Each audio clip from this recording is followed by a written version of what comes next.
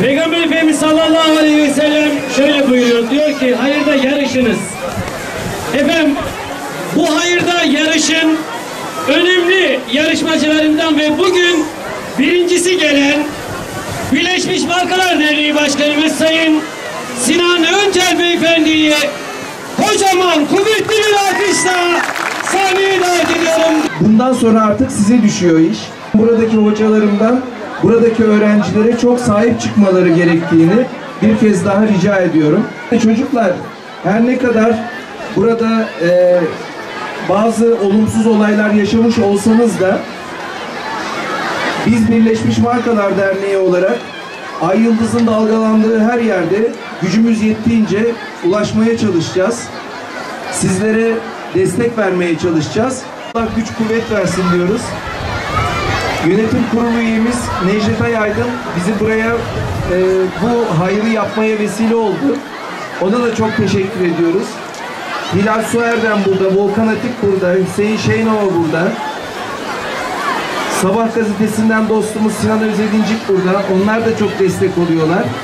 O sebeple biz bütün bu zorlukları inşallah omuz omuza güç birliğiyle hep beraber aşacağız. Sağ olun, var olun diyorum. Böyle genç bir nüfusun bulunduğu bir şehre ilk defa gelmekten gerçekten mutluyum. Özellikle eğitime verilen önemi bir daha vurgulamak adına buralarda bu tür okulların yapılması bizim için çok önemli. Bundan dolayı Birleşmiş Mağazalar Derneği'ne çok teşekkür ediyoruz. İstanbullardan, Ankaralardan, büyük şehirlerden koşup Mardin'in Derik ilçesine gelip yardımcı olmaları bizi gerçekten mutlu etmiştir.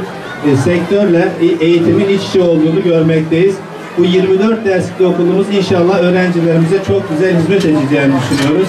Ben sözlerime son verirken eğitim anlamında öğrencilerimize bu okulun kıymetini bilmelerini tavsiye ediyorum ve sözlerimi Şehit Kaymakamımız Muhammed Fatih Sadi Türk'ü rahmetle anarak, tüm şehitlerimizi rahmetle anarak, yad ederek bitirmek istiyorum. Hepiniz Allah'a emanet olun. İnşallah okulumuz hayırlara vesile olsun. Teşekkür ediyorum.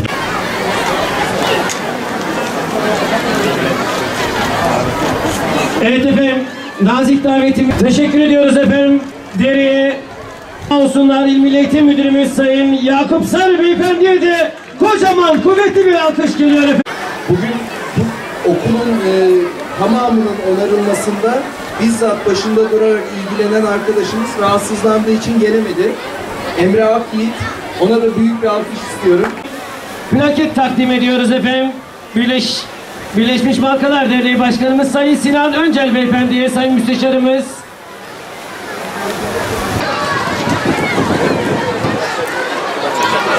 Evet. Muhteşem açılış için hazır mıyız? Önce çığlık. 3, 2, 1.